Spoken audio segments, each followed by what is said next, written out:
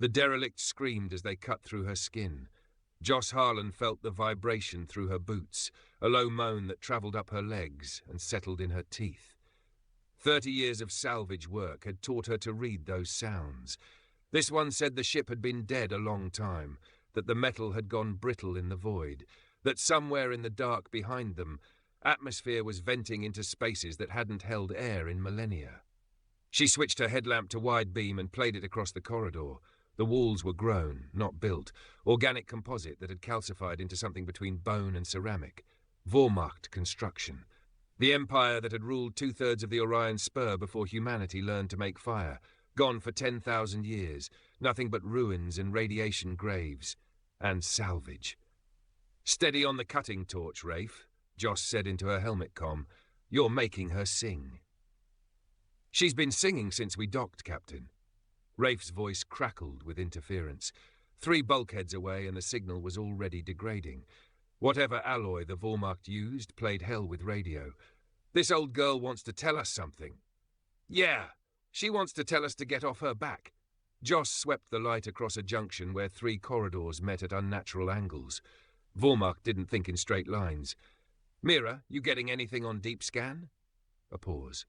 Then Mira's clinical alto. "Mass readings are wrong, Captain. Ship's too heavy for her size.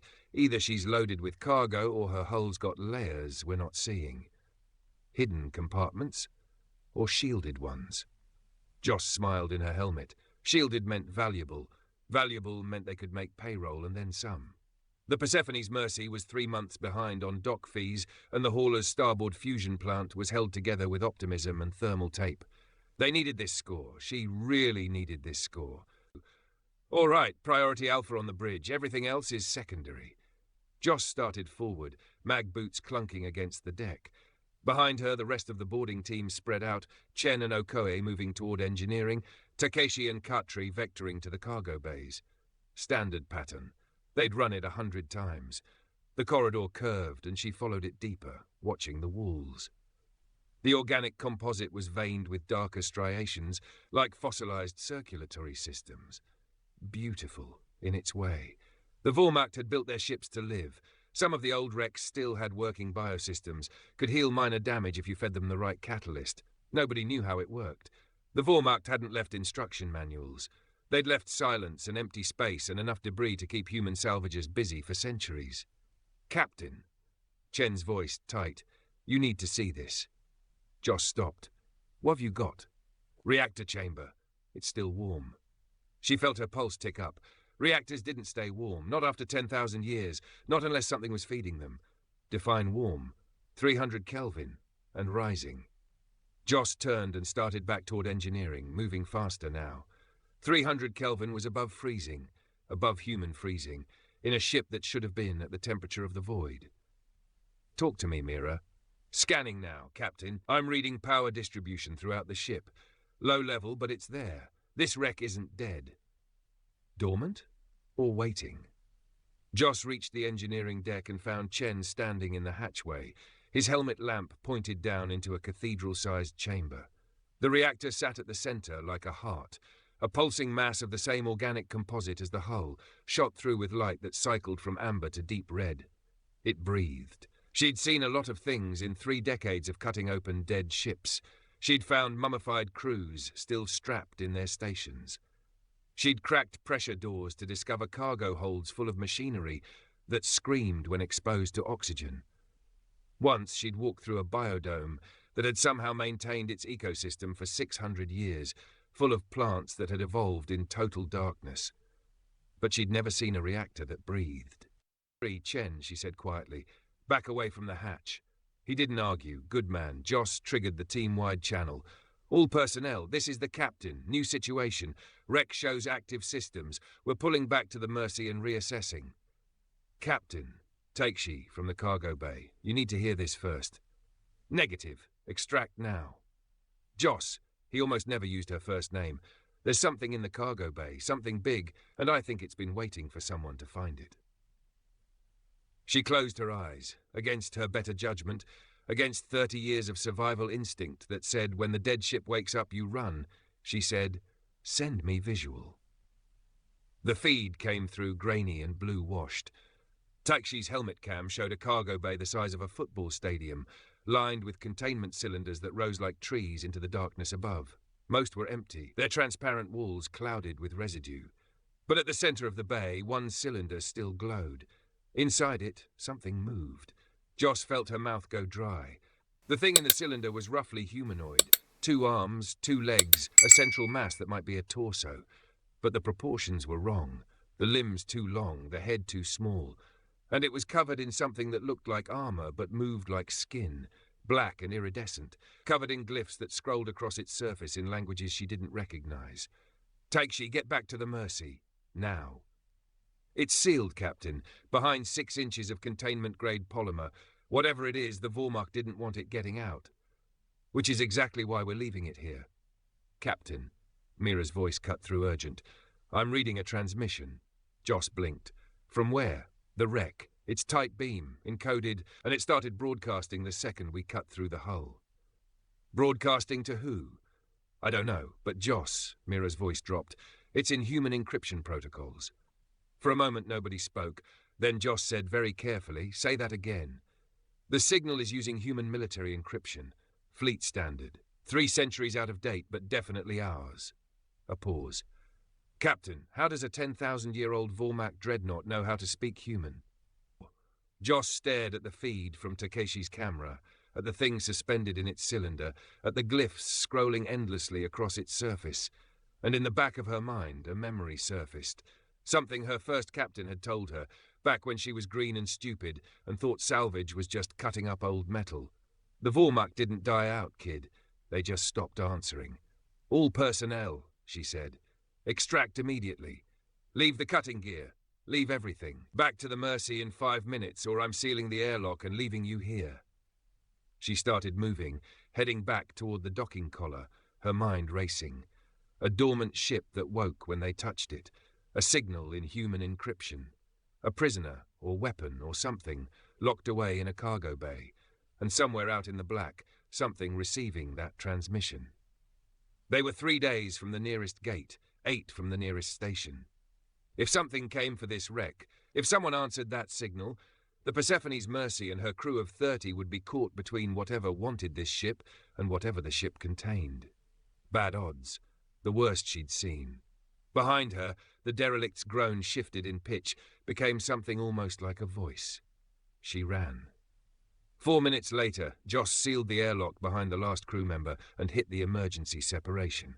The docking clamps blew with muffled charges, and the Mercy kicked away from the Derelict on maneuvering thrusters, putting distance between them and the Vormacht dreadnought. On the bridge, Mira was hunched over her console, face pale. Captain, the transmission is intensifying.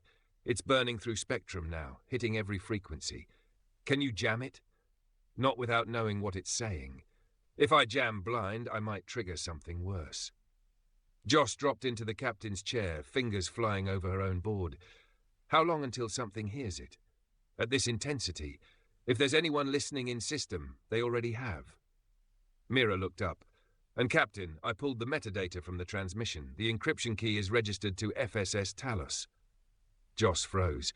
Talos, the survey ship that went missing 3 centuries ago? The same. They were mapping the deeps when they vanished. No distress call, no wreckage, just gone. Mira's hands trembled slightly on her console. The Federation wrote them off as lost to pirates or a jump accident. So how does their encryption end up in a Vormacht wreck? Nobody had an answer. Joss pulled up the tactical display. The Derelict hung there in false color representation, still transmitting, still glowing with that awful internal light. Around them, the deep stretched dark and empty, a region of space where stars were sparse and most traffic avoided. Good for salvage, bad for backup. Options, Joss said. Chen spoke up from the engineering station. We could put a torpedo into her, blow the reactor, stop the signal, and destroy whatever's valuable inside, Okoye countered. This could be the score of a lifetime. Or a trap. Takshi, always paranoid, usually right. We should gate out now while we can. Joss drummed her fingers on the armrest. 30 years she'd been doing this. 30 years of reading wreck risks, of knowing when to push and when to pull back. But this, her console chirped. Incoming message, tight beam. Mira's eyes went wide. Captain, it's replying. Something's answering the derelict. Translate it. Working. Mira's fingers danced. Seconds passed. It's a bill of lading. Joss blinked. A what? A bill of lading. For cargo. Captain, according to this manifest, that Vormacht dreadnought is carrying 247 human subjects. Classified status. Consigned to Deep Research Station 17 by order of Fleet Intelligence. The bridge went very quiet. That's impossible, Chen said. Humans didn't have fleet intelligence 300 years ago. We were barely at the colonies. No. Joss felt something cold settle in her chest. We had it. Black box programs. Off-book operations. Things the Federation didn't want on the books. She thought about the thing in the cylinder, covered in glyphs and waiting. Thought about a survey ship that vanished. Thought about how the Vormacht ruins were always empty, their crews gone without a trace. Mira, who's the bill of lading addressed to? Mira's voice went flat. FSS Persephone, Captain J. Harlan commanding. Joss sat back in her chair as the pieces fell into place. They hadn't found this wreck by accident. They'd been led here. By a signal 300 years old, by coordinates that appeared in their data a week ago from an anonymous source, by a chain of breadcrumbs that she'd been too desperate to question. Somewhere out in the deeps, something had been waiting for a salvage crew named Persephone to come looking. Captain, Mira said urgently, I've got inbound contacts. 3 ships, heavy mass, coming out of gate space. Ident? Federation transponders, military configuration, capital class. Joss pulled up the tactical plot and watched 3 red icons materialize at the edge of sensor range, already burning toward their position. Coming fast, coming ready. She'd thought they were scavengers finding a score. But they weren't the hunters, they were the bait. All hands, Joss said calmly, her voice carrying through every compartment of the Mercy. Battle stations, this is not a drill. The Persephone's Mercy wasn't built for war. She was 90 meters of salvage hauler, her hull patched with 3 different alloys from 2 different species warships, her fusion plants running at 70% efficiency on a good day. She had cargo grapples and cutting lasers, and 1 torpedo tube that Joss kept loaded for clearing debris fields. Against 3 Federation capital ships, she had about as much chance as a rowboat against a hurricane. But Joss hadn't survived 30 years of salvage by fighting fair. Mira, time to intercept? 18 minutes at current burn. They're not slowing down. Joss studied the tactical display. The 3 Federation ships were coming in tight formation, their transponders identifying them as the FSS Cartwright, Absolute Resolve and Verdict. Destroyer, Cruiser and Dreadnought, respectively. Enough firepower to glass a small moon.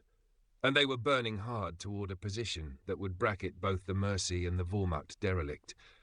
They're not here for us, Takeshi said from the weapons station. They want the wreck. They want whatever's in the wreck, Joss corrected. And they're willing to burn a civilian salvage crew to keep it quiet. She pulled up the comm panel. Hail them, standard distress frequency. Mira worked her board. Channel open. Federation vessels, this is Captain Harlan of the salvage hauler Persephone's Mercy. We are a registered civilian vessel operating under Salvage Guild Charter. We claim salvage rights on the derelict at these coordinates under Article 47 of the Recovered Property Act. Please state your intentions. Static hissed for 3 long seconds. Then a voice came through, cold and precisely modulated. Male, probably synthesized. Captain Harlan, this is Commander Vex of the FSS Cartwright. The derelict in question is classified military property. You are ordered to stand down and prepare for boarding. Failure to comply will be interpreted as hostile action. Joss felt her crew tense around her. Boarding meant detention, interrogation, and the Mercy impounded. It meant questions they couldn't answer and accusations they couldn't refute. It meant disappearing into the Federation's black site system. It meant finding out what was in that cargo bay the hard way. Commander Vex, Joss said carefully, we've filed proper salvage claim. That derelict is Vormacht origin, not Federation, under interstellar law. Interstellar law is suspended in this sector under emergency military authority. You have 30 seconds to comply. Joss killed the channel. Opinions? We run, Chen said immediately. Gate out, change transponder, vanish into the belt. They'll track us, Okoye countered. Federation has our hull signature. We'd never work salvage again. Better than dead, Joss drummed her fingers on the console, thinking. The Federation ships were fast, but they were also massive, built for slugging matches and orbital bombardment. The Mercy was small, maneuverable, and carried 30 years of illegal mods under her skin. If they ran straight, they'd get caught. But if they ran smart... Mira, can you tap into the Derelict's reactor? Mira looked up sharply. Captain? You said it was powering up. Can you trigger a cascade, make it go critical? Understanding dawned on Mira's face. You want to use it as a bomb. I want to use it as cover. Joss pulled up a nav plot. We detonate the reactor just as they close, blind their sensors with the radiation bloom, then gate out in the confusion. That's a 10,000-year-old Vormacht dreadnought, Takeshi said quietly. Whatever's in that cargo bay, you'll destroy it. Along with any evidence that we were ever here, Joss shot back. The Federation wants it buried? We'll bury it so deep they'll need archaeologists? She could see them calculating the angles, weighing survival against curiosity. The thing in the cylinder had been waiting 10,000 years. It could wait longer, or it could die and take its secrets with it. Do it, Joss said. Chen, prep the gate drive. Mira, tap that reactor. Everyone else, strap in and get ready for a rough ride. The bridge erupted into controlled chaos. Mira's fingers flew across her console, weaving through the Derelict's ancient systems, coaxing the reactor toward instability.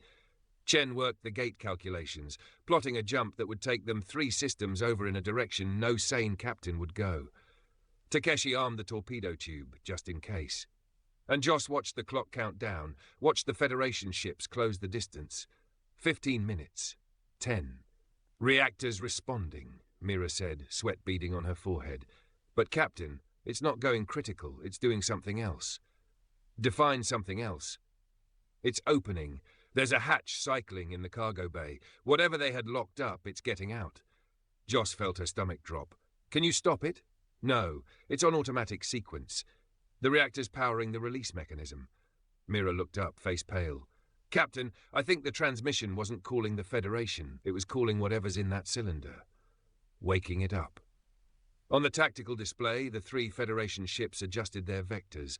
They weren't closing on the Mercy anymore. They were positioning for bombardment range on the Derelict. They were going to blow it out of space. Joss made a decision. Belay gate prep. Chen, give me maneuvering thrusters, full power. Captain, do it. Mira, open a channel to the Derelict. All frequencies. That's insane, Takeshi said flatly. Whatever's waking up in there is about to get vaporized by Federation torpedoes, Joss finished. And maybe it deserves to. But maybe it's got answers. And I'm tired of people with answers getting silenced before they can talk. She thought about the survey ship Talos, about 247 human subjects consigned to a station that didn't officially exist. About how the Federation had neat explanations for everything and a gun for everyone who asked too many questions. About how human salvagers had built an entire economy on picking through the bones of civilizations that had been disappeared just as thoroughly. Maybe it was time to ask why. Channel open, Mira said softly. Joss keyed the comm. This is Captain Joss Harlan of the Persephone's Mercy. If anyone or anything in that derelict can understand me, you've got about 3 minutes before the Federation turns you into vapor. If you want to live, if you want to talk, transmit your coordinates and we'll dock. Static. Then a voice answered. And it was human. Old, tired, filtered through technology that hadn't been used in centuries, but unmistakably human. Captain Harlan, this is Dr. Sarah Chen of the FSS Talos. Thank God. We've been waiting so long. The bridge went silent. Joss found her voice. Dr. Chen, the Talos was lost 3 centuries ago. Yes, a sound that might have been laughter, brittle and broken. We were. The Vormacht found us. They were curious about humans, you see, about what we could become. They made us an offer. What kind of offer? Survival. Evolution. A way to outlive our bodies, our time, everything. A pause. We said yes. Some of us said yes, and then the Federation came and decided we were too dangerous to exist. On the tactical display, the Federation ships were locking firing solutions. Dr. Chen, Joss said urgently, I need you to tell me very quickly what you are and why I shouldn't let them blow you to atoms. We're the Remnant, Captain. What's left of humanity's first attempt to transcend biology. The Vormacht taught us how to transfer consciousness into their ship forms, how to become something more than flesh. The voice softened. "And the Federation has spent 3 centuries hunting down every person who knew about us, every record, every witness. You came here because we led you here, because we need someone who understands salvage, someone who knows how to find value in things the powerful throw away." Joss closed her eyes. "You want asylum. We want to go home, Captain, to human space, to tell our story before the Federation buries it along with us." A pause. "And in exchange, we can give you something the Federation would kill for. The Vormacht archives. Every secret of their empire, preserved in this ship's memory.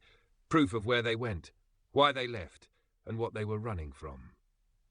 2 minutes on the tactical clock. Joss looked at her crew. Chen was shaking his head. Okoye looked uncertain. Takshi's hand hovered over the weapons console. Mira met her eyes. "Your call, Captain." Joss thought about 30 years of scraping by on the galaxy's scraps, about powerful people who decided what was true and buried everything else, about how many times she'd cut open a wreck and wondered what story had died with it, about how history was written by whoever had the biggest guns and the best lawyers. "Hell with it," she said. "Mira, calculate docking approach. Chen, the second we're latched, I want gate drive hot and ready. We're taking the Remnant and running." "Captain," Takeshi said quietly, "this is treason." "This is salvage," Joss corrected. "I found it, I claimed it, and I'm keeping it. If the Federation doesn't like it, they can file a complaint with the Guild." She triggered the ship-wide comm. "All hands secure for combat docking and immediate gate jump. This is going to get rough." The Mercy pivoted on maneuvering thrusters and burned toward the Derelict, her fusion drives pushing tolerances, her hull groaning with stress. Behind them, the Federation ships opened fire. The first torpedo spread lit-up space like dying stars, tracking fast and hot. Joss threw the Mercy into a lateral roll, presenting the narrowest profile, letting the torpedoes streak past into the black. Countermeasures bloomed behind them, chaff and EM decoys buying seconds. 90 seconds to dock, Mira said, voice tight. The Derelict was growing in the view screen, all wrong angles and organic curves, the glow from its reactor painting everything amber and red. Joss could see the docking collar cycling open, an invitation or a trap. No way to know until they were committed. 50 seconds. More torpedoes. Chen triggered the point defense lasers and 2 warheads detonated short of impact, but the third clipped their stern, tearing through ablative plating. Alarms screamed. The Mercy shuddered. "Hull breach, deck 4!" Okoye shouted. "Sealing compartments!" 20 seconds. The Derelict filled the view screen now, huge and terrible and beautiful. Joss matched velocity, her hands flying over the controls, decades of experience guiding her through the final approach. The docking collar loomed. 10 seconds. "They're charging main batteries," Takeshi warned. "Captain, if they fire..." "They won't risk hitting the Derelict. Not yet. They want what's inside too badly." 5 seconds. The Mercy slammed into the docking collar hard enough to rattle teeth. Magnetic clamps engaged with metallic clangs that echoed through the hull. Pressure seals hissed and locked. "We're attached," Mira said. "Gate drive spooling up." Joss triggered the intercom. "Dr. Chen, we're docked. Whatever you're bringing, bring it now." "Already moving, Captain. Stand by for data transfer." On the tactical display, the Federation dreadnought Verdict was rotating to bring its main guns to bear. They had maybe 30 seconds before it didn't matter what was inside the Derelict, before the Verdict decided scorched earth was worth it. "Chen, how long on that gate drive?" 20 seconds. "We don't have 20 seconds. Then we die in 19. Joss watched the Verdict complete its rotation, watched the weapon ports open, watched their death lock into targeting solutions. Then, on the feed from the Derelict's cargo bay, something moved. The cylinder was open. The thing inside stepped out. It wasn't a monster. It was a woman, or had been, once. Now she was something else, her body replaced by the same organic composite as the ship, black and iridescent, covered in scrolling glyphs. She moved with fluid grace toward a data core at the bay's center, placed her hand on it, and the Derelict came alive. Every system, dormant for 10,000 years, blazed to full power. Weapons batteries that predated human civilization swiveled and locked onto the Federation ships. Shielding that had weathered the death of an empire snapped into place. The Vormacht dreadnought remembered how to fight. "Gate drive ready!" Chen shouted. "Jump!" Joss commanded. Reality twisted. The Mercy and the Derelict, locked together, tore a hole in space and fell through. Behind them, the Federation ships opened fire on empty vacuum. And then there was only the howling nothing between gates, the place where physics broke down and ships travelled on probability and prayer. Joss slumped in her chair, suddenly exhausted. Around her, the crew was breathing hard, checking damage reports, confirming they were still in one piece. They'd stolen a 10,000-year-old dreadnought from under the Federation's nose. They'd picked up passengers who weren't entirely human anymore. And they'd made enemies of the most powerful military in the galaxy. Just another day in salvage. "Mira," Joss said quietly, "where did we jump to?" Mira checked her readings, then looked up with something like awe. "Captain, we're in the Ashvaran Expanse, deep core region. There's a station here, old one, pre-Federation. Inhabited? According to the beacon, yes. It's calling itself Freehold Station. Independent sovereignty." Mira paused. "Captain, they're hailing us. They say they've been expecting us." Joss laughed, because what else could you do? "Of course they have. Put them through."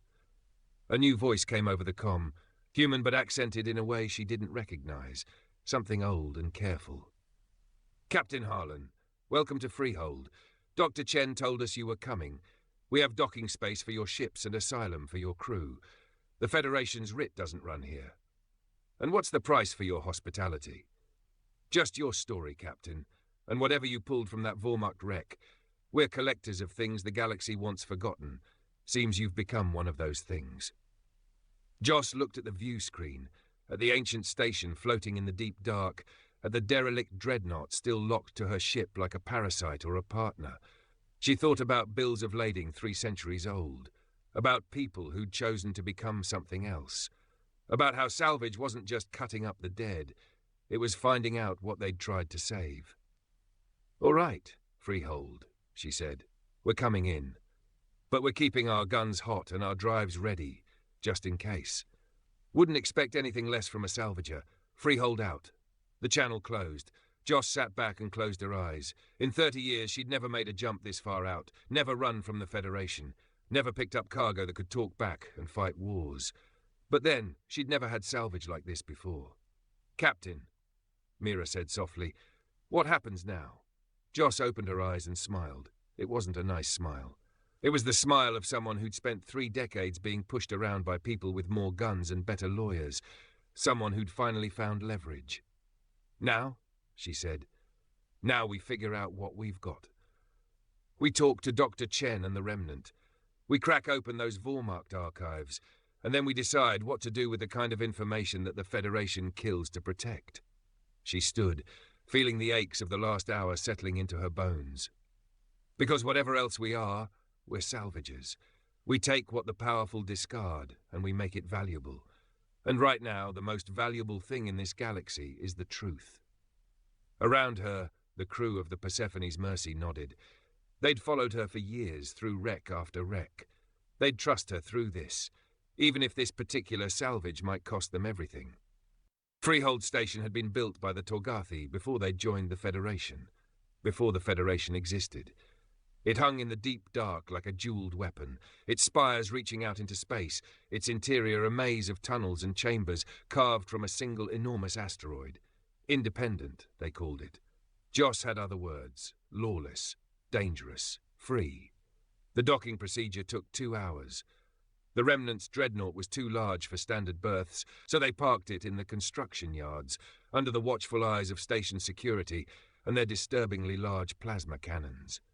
The Mercy nestled into a smaller berth, still connected to the derelict by umbilical and data cables. Dr. Chen wanted to meet in person. Well, as in person as she could manage. Joss stood in the Mercy's main airlock, watching the docking tube extend from the derelict. The rest of her crew was scattered, Takeshi at the weapons console just in case, Okoye running damage assessments, Chen nursing the wounded fusion plant back to full power. Only Mira stood with her, datapad in hand, ready to document whatever came next. "You sure about this?" Mira asked quietly. "No," Joss admitted, "but I've made a career of doing things I wasn't sure about." The tube connected with a hollow thunk. Pressure equalized. The inner door cycled open. Dr. Sarah Chen stepped through. She looked almost human. The proportions were right, the movements natural, but the material of her body was that same black iridescent composite, and her eyes glowed with a soft amber light. The glyphs scrolled across her skin constantly, information processing in languages Joss couldn't read. She smiled, and it was warm and sad and entirely human. "Captain Harlan, thank you for giving us a chance." Joss studied her.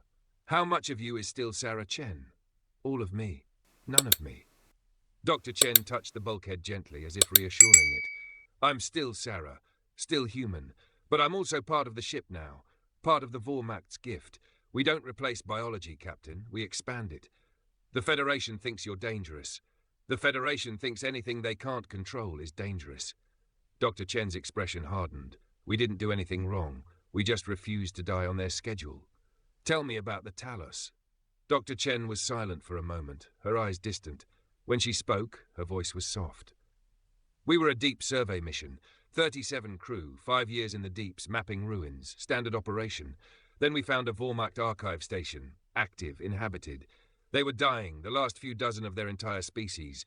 They'd been waiting for someone to find them." "Why?" "Because they wanted to tell their story. Warn us. The Vormacht didn't disappear, Captain. They transcended. Uploaded themselves into their ships, their stations, merged with their technology, became something post-biological. And it worked for a while, until they met something else out in the dark. Something that hunts civilizations that go too far." Joss felt a chill. What kind of something? They didn't have a name for it, just a warning. That the universe has rules, and species that break those rules get culled. The Vormacht pushed too far, became too much, and the shepherds came for them. Shepherds? That's what they called them. Entities that maintain the balance. That keep younger species from becoming threats to the galactic ecosystem. Dr. Chen met Joss's eyes. The Vormacht were offered a choice. Return to biology or be eliminated. Most chose elimination. A few like the ones we met went into hiding, regressed, waited. And they offered you the same technology. They gave us a choice, said humanity was approaching the same crossroads. That within a few centuries we'd push biological limits too far, try to transcend, and the shepherds would notice. They wanted us to be prepared, to understand what we were walking into. Dr. Chen touched her chest, the glyphs there pulsing. 37 of us said yes, underwent the process, became the Remnant, and when we tried to come home, to warn the Federation, they labelled us rogue elements, criminals, things to be buried. Why? Because we were proof that humanity doesn't control its own evolution anymore, that there are bigger forces at play, and the Federation is built on the idea that humanity is in charge of its own destiny. She smiled bitterly. Can't have that narrative disrupted by ghosts from a lost survey ship. Absorb that. What do you want from us? Help us get our story out. The Vormacht archives contain proof of the shepherds, records of species they've culled, instructions for how to avoid their attention, information that could save humanity from making the same mistakes. Dr. Chen's glow intensified slightly. The Federation will kill anyone who tries to reveal this. But salvagers like you, people who work in the gaps, who trade in forgotten things, you have networks they can't easily touch. You want us to be your messengers. We want you to be our partners. We'll share the archives, everything the Vormacht knew, technologies, histories, star maps, enough salvage data to make your entire crew rich beyond imagination. In exchange, you help us disseminate the important parts, the warnings, the proof. Mira spoke up. How do we know you're telling the truth? That you're not just using us? Dr. Chen tilted her head, considering. You don't. But Captain Harlan understands salvage. She knows that sometimes you find things that are worth more than their raw materials, information that changes everything. She looked at Joss. 300 years ago, I was a xenoarchaeologist. I loved dead civilizations, and the most important thing I learned is that they all died for similar reasons. Hubris, expansion without wisdom, pushing boundaries without understanding the consequences. She gestured around at the station, at the galaxy beyond. Humanity is on that same path. The Federation is expanding fast, pushing bio-augmentation, AI research, dimensional theory, all the things that got the Vormacht noticed. Someone needs to pump the brakes, inject some caution into the conversation. And if the shepherds are just a story? If the Vormacht died of something normal? Then you've made some powerful enemies and gotten rich on ancient data. But Captain, Dr. Chen's voice dropped, in 30 years of salvage, how many extinction-level civilizations have you cut open? Joss thought about it. Vormacht, Seski, the rendered harmonics, the bright assembly, dozens more, all gone, their ruins picked clean by species like humanity. Too many. And what do they all have in common? They were advanced, powerful, at their peak when they vanished. Exactly. They didn't fall to war or plague or natural disaster. They just stopped, all at once, like something flipped a switch. Dr. Chen let that sink in. Maybe that's coincidence. Or maybe something is gardening this galaxy, pruning species that grow too wild. Joss felt the weight of it, the implications. If Dr. Chen was right, humanity was sleepwalking towards something terrible. If she was wrong, or lying, Joss was about to become an accessory to the biggest conspiracy theory in human space. But then she'd spent her life digging through conspiracies, finding the things powerful people wanted buried. Why stop now? All right, Joss said, we'll help you. But I have conditions. First, you share the archives, all of them, not just the parts you want us to see. Second, we maintain control of distribution. You don't get to dictate who sees what. Third, if this goes sideways, if the Federation or whoever comes after us, you fight. The Remnant has teeth. I saw what that dreadnought can do. You don't get to hide behind us. Dr. Chen smiled. Agreed. We didn't survive 300 years by being passive. And Captain, there are more of us. Other Remnant, scattered throughout the deeps, in hiding. If we can prove it's safe to come forward, we can give you an entire fleet. How many? 12 ships, maybe 15. The Talos crew wasn't the only one who met the Vormacht. Joss did the math. 15 Vormacht dreadnoughts, crewed by post-biological humans with nothing to lose. That was leverage. That was enough to make the Federation think twice. That was enough to change the game. All right, she said. Let's talk specifics. Mira, set up a data connection. Start pulling archives. I want to know everything about the Shepherds, the Vormacht, and why the Federation wants this buried. And someone tell Chen to get the fusion plant purring again. If we're picking a fight with the most powerful navy in the galaxy, I want to be able to run fast when they punch back. Dr. Chen's smile widened. Captain Harlan, I think we're going to get along very well. Don't count on it, Joss said. I'm mercenary as hell, and I trust ghosts about as far as I can throw them. But I like a good score, and I hate bullies. She held out her hand. So let's go rob the past and see what happens. Dr. Chen took her hand. The composite material was warm, almost alive. For a moment, Joss felt something like electricity pass between them. Not painful, just present. Information, maybe, or acknowledgement. Two scavengers, 300 years apart, making a deal in the dark. Same as it ever was. The data transfer took 6 hours. Mira set up a clean room partition on the Mercy's systems, isolated from the main network, and started pulling files from the Vormacht archive. Terabytes of information, encoded in languages that shouldn't be readable but somehow translated themselves into clean human standard formats. The Vormacht had known someone would come looking eventually. Joss sat in her quarters, door locked, reviewing the first batch of files on her personal terminal. Medical data, biological scans, testimonials from the Talos crew describing the transformation process. It was disturbing. Beautiful and disturbing. Watching human bodies dissolve and reform into something that looked alien but thought human. Hearing voices describe the sensation of connecting to a ship's nervous system, of feeling hull breaches like cuts on their skin, of processing star charts as intuitively as breathing. They'd given up flesh for something between life and machine, and they'd done it willingly. One file caught her attention, a personal log from Dr. Chen, recorded 3 days after her transformation. The woman on screen looked younger, less sure. Her eyes still held hints of fear. I don't know if I made the right choice. I'm still me. I can feel that. I think the same thoughts, remember the same things. But I'm also the ship now. I can feel every system, every circuit. When we move through space, I'm the one moving. It's terrifying. It's incredible. I don't know if I'm Sarah Chen anymore, or if I'm something wearing her memories like clothes. A pause. But I'm alive, and I'll stay alive as long as the ship does. No aging, no disease, no death unless someone kills me deliberately. The Vormacht lived like this for 50,000 years before the Shepherds came. Maybe we can too. maybe we'll be smarter than they were. The log ended. Joss leaned back, thinking.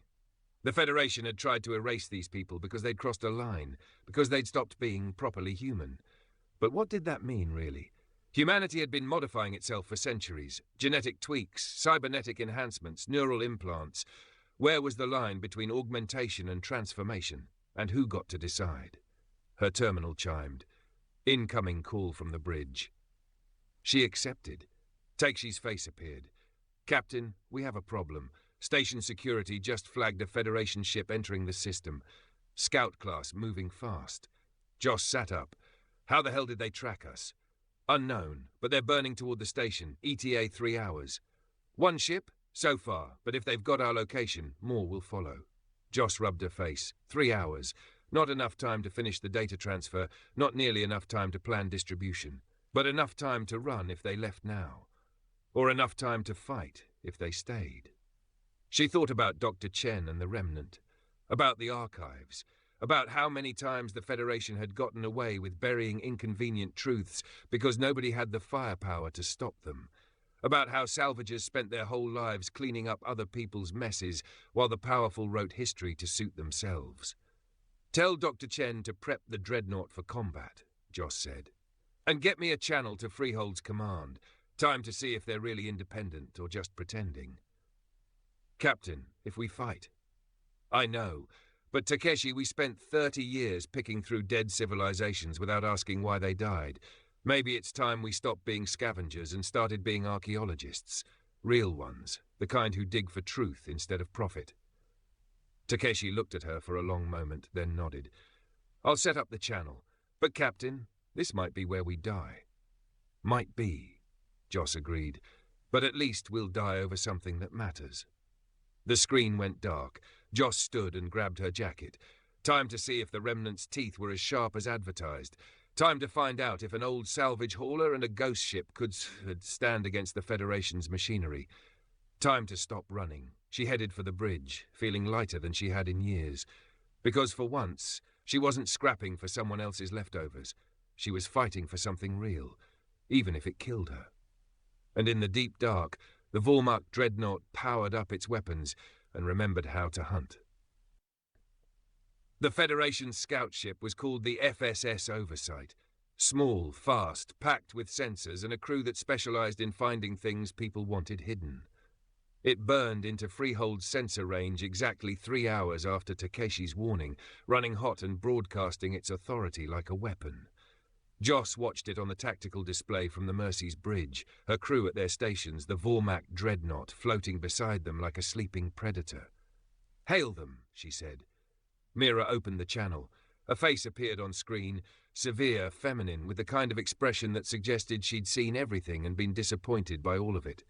Commander's insignia, eyes like frozen nitrogen. This is Commander Leras Cady of the FSS Oversight.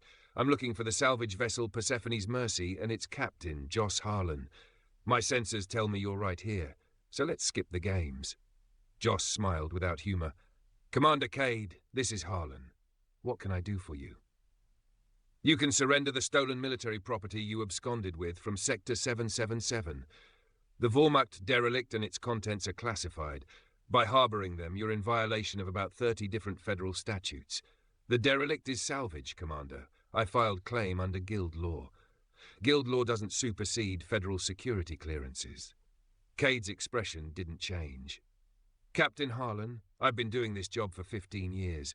I know when someone's stumbled into something too big for them.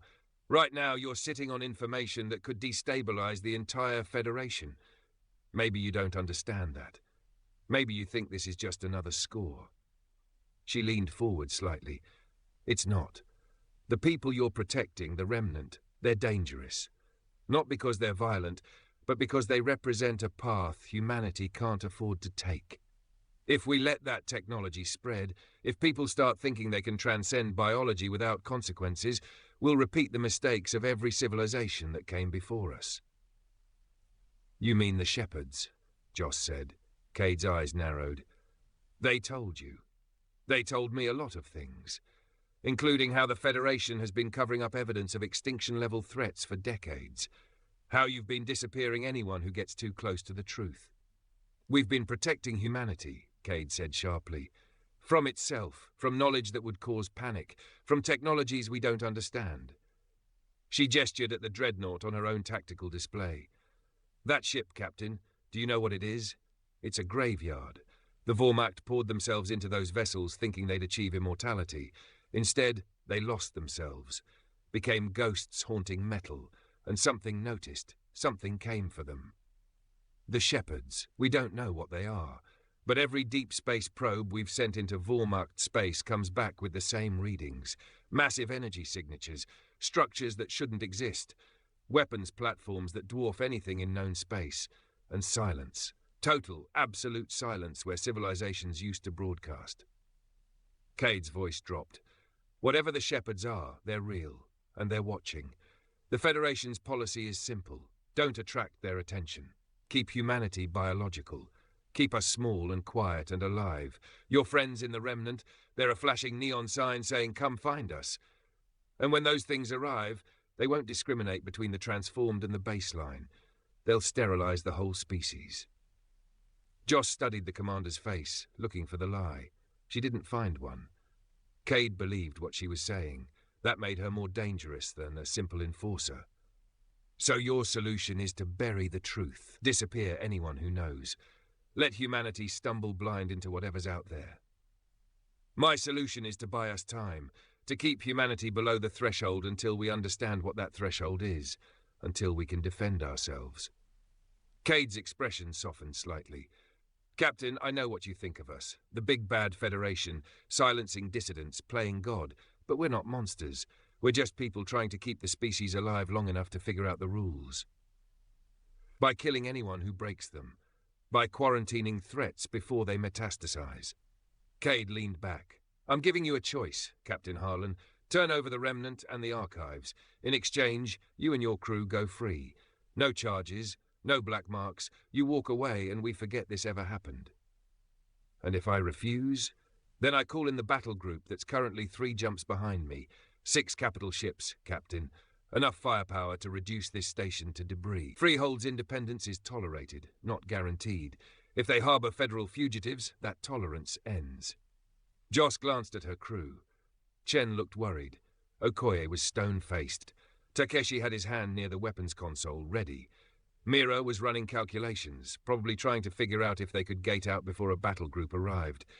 She thought about 30 years of survival, about knowing when to fold. About how many times she'd walked away from a bad situation because living to salvage another day was worth more than pride. But she also thought about Dr. Sarah Chen, 300 years old, still fighting to tell her story. About civilizations that died in silence. About how many times humanity had survived by luck instead of wisdom. About how eventually luck ran out. Commander Cade, Joss said slowly, I appreciate the offer, I really do. But I'm a salvager. I spend my life pulling apart dead things to find out what they were worth. And the thing about dead civilizations, they all thought they were doing the right thing. They all had good reasons for their choices. She met Cade's eyes. Maybe you're right. Maybe the shepherds are real, and the Remnant will bring them down on us. But maybe the Vormacht died because they hid in the dark instead of facing what was hunting them. Maybe silence is what gets species killed. That's a hell of a gamble, Captain. Yeah, but I'm tired of letting other people decide what risks humanity can afford to take. Joss straightened in her chair. So here's my counteroffer, Commander. Turn around. Go back to your battle group. Tell them we gated out and you couldn't track us. Because if you stay, if you call those ships, a lot of people are going to die. And maybe the shepherds will notice that just as much as they'd noticed the Remnant. Cade was silent for a long moment. Then she smiled, and it was sad. You're going to make me do this the hard way, seems like. I respect that, Captain. I don't agree with it, but I respect it. Cade nodded to someone off-screen. I'm calling the battle group. They'll be here in 8 hours. Use that time to reconsider, or to say goodbye to your crew. The channel closed. Joss sat back and exhaled slowly. Well, that could have gone better. Captain, Mira said urgently, she's transmitting. Tight beam, back the way she came. It's a recall signal. How long until the battle group arrives? If they're already spooled and waiting, 6 hours, maybe less. 6 hours. Not enough time to finish the data transfer, not enough time to disappear into the deep dark and cover their tracks. But maybe enough time to do something stupid and brilliant.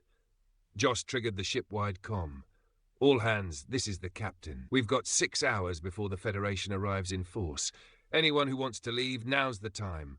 Take a shuttle, gate to the nearest free port, vanish. No judgment, no hard feelings. She paused. But if you stay, we're fighting. We're protecting the Remnant, and we're making sure their story gets out, and we might die doing it. Silence on the line. Then Chen's voice from engineering. Captain, the fusion plant's running at 93%. I'm not leaving before I get her to full power. That's just unprofessional. Okay, from damage control. I've got hull patches to finish. Can't leave a job half done. Taikshi, right there on the bridge. Someone needs to keep you from doing something completely suicidal. Might as well be me. One by one, every crew member checked in. 30 voices, 30 people who decided that truth was worth dying for. Joss felt something tight in her chest loosen. All right then. Mira, contact Dr. Chen. Tell her we need every combat system that Dreadnought has, and get me a line to Freehold Command. Time to find out what independence really means. The next 6 hours were chaos. Dr. Chen brought the Vormacht dreadnought fully online, every weapon system the ancient ship possessed coming to life after 10,000 years. Plasma cannons that could burn through capital ship armor, missile batteries loaded with warheads humanity didn't have names for, point defense grids that could track 1,000 targets simultaneously, and shields, energy barriers that bent physics in ways that made Mira's instruments scream in confusion. The Remnant knew how to fight. Freehold Station's commander, a grizzled Torgathi named Vec, agreed to provide support. 3 corvettes, a dozen fighters, and the station's defensive platforms. Not much against a Federation battle group, but enough to make them think twice about collateral damage. You're bringing trouble to my doorstep, Vec rumbled over the comm. His 4 eyes narrowed. But I've been looking for an excuse to bloody the Federation's nose for 20 years. They think they own the galaxy. Time someone reminded them otherwise. Joss spent an hour with Dr. Chen, planning tactics. The Federation would come in hard and fast, trying to overwhelm with numbers and firepower. Traditional engagement, textbook. They had the advantage in ships and ordnance, but the Remnant had something else. The Vormacht didn't fight like you do, Dr. Chen explained, her glyphs pulsing as she pulled up tactical displays. They fought like organisms. Swarm tactics, adaptive responses, using the environment. They'd seed space with dormant mines that looked like debris, launch drones that could think independently, turn asteroids into kinetic weapons. Guerrilla warfare, Joss said, in space. Exactly. The Federation trains for ship-to-ship combat, broadsides and missile exchanges. They don't know how to fight an opponent that refuses to engage directly. Joss smiled. I do. I've been outnumbered and outgunned my whole career. You survive by being smarter, meaner, and willing to fight dirty. They spent the next 2 hours seeding the space around Freehold with surprises. Dormant mines camouflaged as debris, sensor decoys that looked like capital ships, cargo containers full of metal chaff that would blind targeting systems when detonated. The Mercy's entire inventory of salvage equipment turned into improvised weapons. And the dreadnought, sitting quiet and dark, pretending to be nothing but an ancient wreck.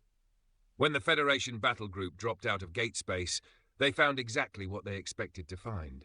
A small station, a handful of defensive ships, and a salvage hauler trying to hide behind them.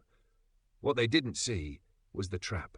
The Federation formation was beautiful. 6 ships in a sphere formation, overlapping fields of fire, perfect textbook positioning.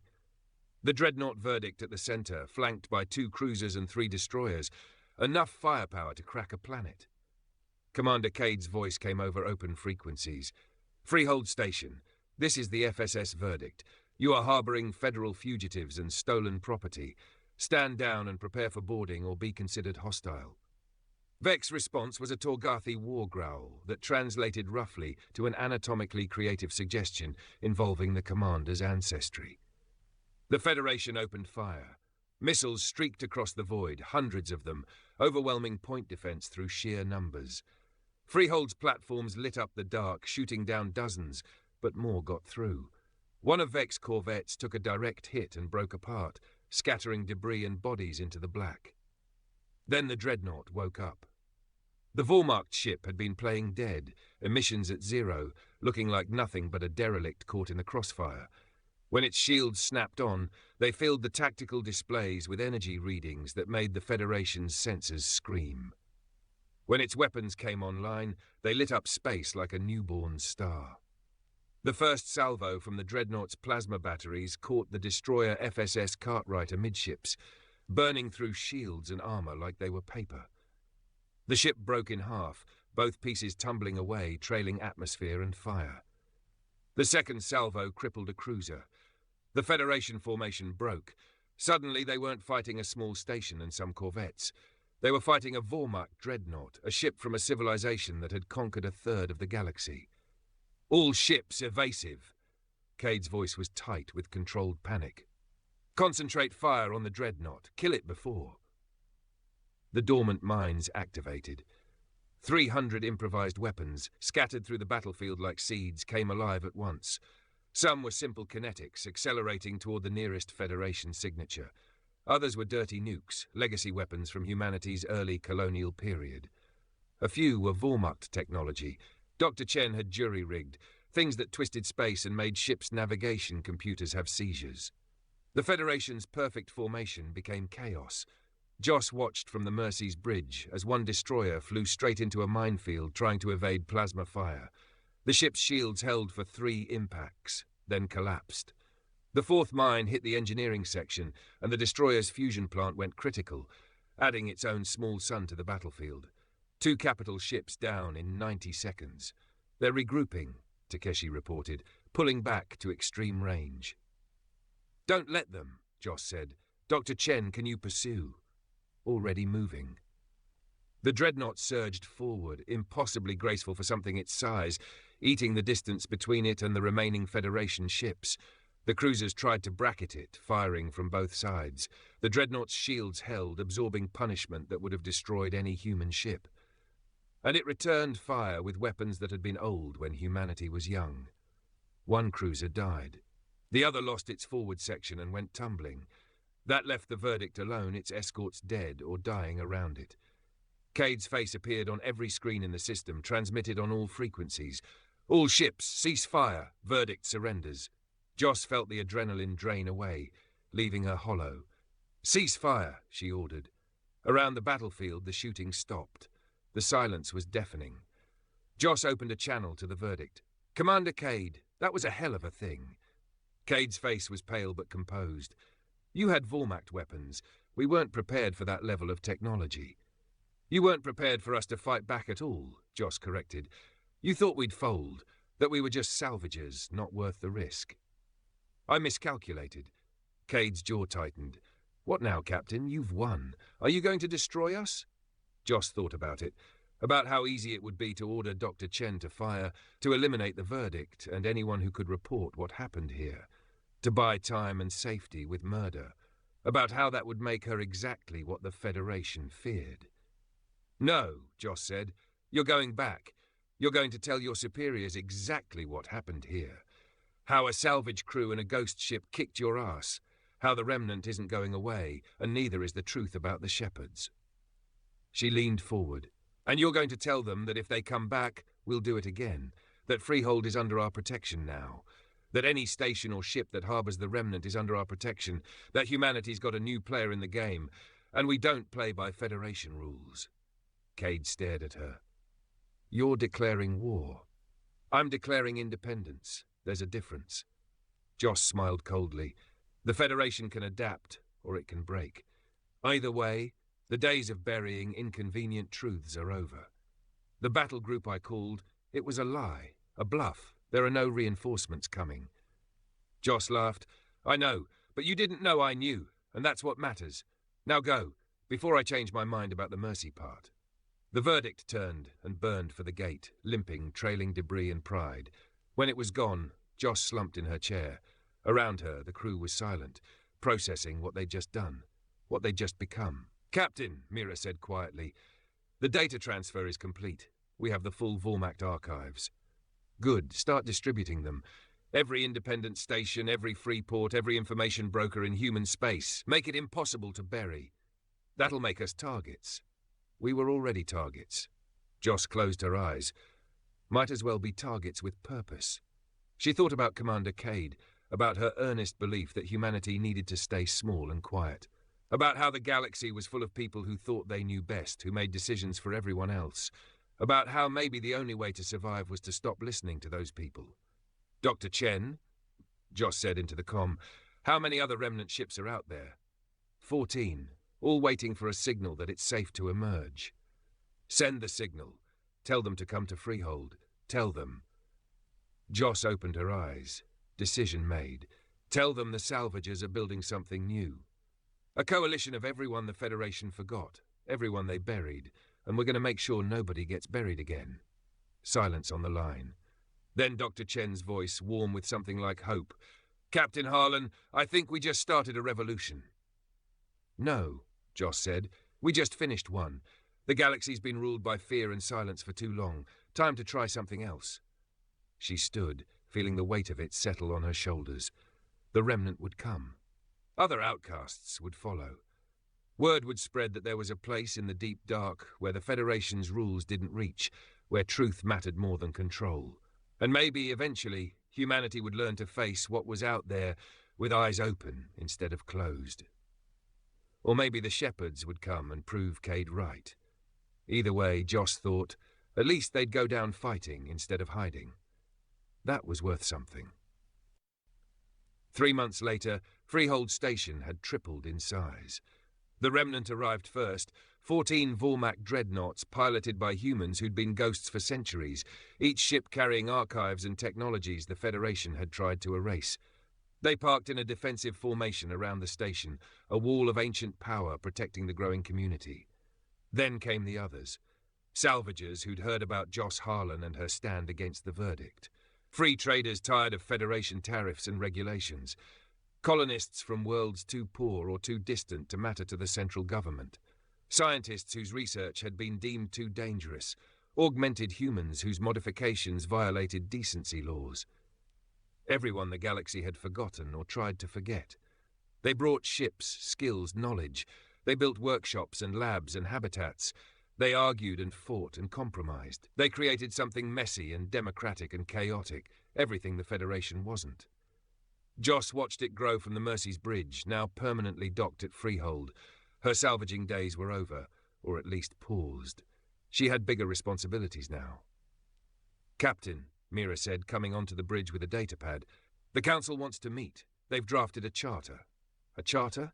Joss raised an eyebrow. We're making it official? Looks like. The Freehold Compact, they're calling it. Independent stations united for mutual defense and free exchange of information. No central authority, just agreed-upon principles. Joss took the datapad and read. The language was careful, diplomatic, designed to avoid provoking the Federation while establishing clear boundaries. Rights and responsibilities.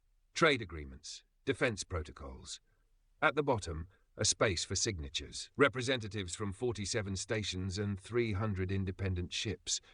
They want you to sign first, Mira said, as founder. I'm not a founder. I'm just a salvager who got lucky. You're the one who stood up to the Federation, who gave sanctuary to the Remnant, who proved it was possible to say no. Mira smiled. Like it or not, Captain, you're a symbol now. Joss thought about that, about how she'd spent 30 years avoiding exactly this kind of responsibility, about how much easier it was to cut up dead ships than to build something alive. But then, salvage was just delayed construction. You took what was broken and found value in it, made something new from old pieces. Maybe that's all they were doing here, salvaging humanity's discarded parts and building something better. All right, Joss said. Tell the Council I'll sign, but someone else leads the military side. I'm good at tactics, but terrible at politics. Already done. Vec agreed to coordinate defense. Dr. Chen will handle technology sharing. You just need to keep doing what you do best. Which is finding valuable things everyone else overlooked, and being too stubborn to let them stay buried. Joss laughed. I can do that. She signed the charter, watching her name appear in neat digital script. Josephine Harlan, captain, representing the Persephone's mercy and the principles of salvage rights, independent thought and controlled defiance. It felt right. Over the next weeks, the compact grew. More stations joined. More ships arrived. The Federation made noise about sanctions and blockades, but they didn't follow through. Commander Cade had delivered her report, and someone high up had decided that starting a war over ghosts and salvagers wasn't worth the cost. Or maybe they were afraid. Afraid of what 15 Vormacht dreadnoughts could do. Afraid of what would happen if the Remnant's technology spread. Afraid that humanity might stop listening to its self-appointed guardians. Fear worked both ways. The archives got distributed, carefully and deliberately. Not everything at once, that would cause panic. But piece by piece, the evidence spread. Records of extinct civilizations, sensor readings from the deep dark, Vormacht warnings about the shepherds and what drew their attention. Humanity started asking questions, started demanding answers from a federation that had spent centuries insisting it knew best. And slowly, carefully, the conversation changed. Joss stood on Freehold's observation deck one evening, looking out at the constellation of ships and habitats floating in the void, lights in the darkness, proof that humans could build something without permission. Dr. Chen materialized beside her, her composite form reflecting the starlight, thinking about what comes next. Always. Joss didn't look away from the view. The Federation's going to push back eventually. This peace won't last. Probably not. But we've bought time, made space for humanity to grow in new directions. Dr. Chen's glyphs pulsed softly. That's worth something. Is it enough? I don't know. But Captain, Dr. Chen smiled, for 300 years I've been hiding, afraid to exist too loudly. Now I'm standing in a station full of people who refuse to hide, who looked at the galaxy's rules and said no. That's revolutionary. Joss thought about that. About revolutions and evolution. About species that changed themselves and species that clung to tradition. About which approach kept you alive and which got you erased. Dr. Chen, she said quietly, do you really think the shepherds are out there? Yes. And you think they'll come for us, for the Remnant? Dr. Chen was silent for a long moment. I think they come for anyone who pushes too far, who becomes too much of a threat to the galactic balance. The Vormacht were building gate networks that could cross the galaxy in hours. They were seeding planets with AI that could bootstrap civilizations. They were playing God. She gestured at the station. We're not doing that. We're just trying to survive with our eyes open. Maybe that's enough to stay below the threshold. Or maybe just knowing about them is enough to draw their attention, Joss finished. Maybe. They stood together in silence, two humans separated by 3 centuries and the line between biology and technology, looking out at the fragile thing they'd built. If they come, Joss said, we'll fight. With what? The shepherds destroyed the Vormacht, an empire that spanned thousands of worlds. With the one thing the Vormacht didn't have, Joss smiled. Other species. The Vormacht tried to transcend alone. We're building a coalition. Humans, Torgathi, whoever else joins. Maybe that's the difference. Maybe you survive by being part of something instead of trying to rise above it. Dr. Chen's glyphs brightened. That's actually a good point. The Vormacht's records show they were isolationists, thought they were beyond needing allies. Everyone needs allies when something bigger comes hunting. Joss turned away from the viewport. Come on, council meeting in an hour. We need to talk about expansion protocols. As they walked through the station's corridors, past workshops and habitats, and people from a dozen species all working towards something better, Joss felt the weight of what they'd started. The Freehold Compact wasn't perfect. It would have problems, conflicts, failures, but it was theirs. Built by people the galaxy had discarded, powered by technologies the Federation feared, united by the simple principle that truth mattered more than comfort. Maybe that would be enough. And if it wasn't, if the shepherds came, if the Federation attacked, if everything they'd built burned down, at least they'd tried. At least they'd refused to live on their knees. That was what salvage taught you in the end. That even broken things had value. That you could take the pieces of dead civilizations and build something that lived. That sometimes the most important thing you found in the wreckage wasn't technology or treasure. It was the courage to be something new. If you made it this far, you're exactly the kind of person who appreciates a good survival story. Don't let the algorithm bury this. Hit that like button, drop a comment with your favourite line, and subscribe so you never miss another epic HFY tale. Share this with anyone who loves humanity, overcomes impossible odds stories.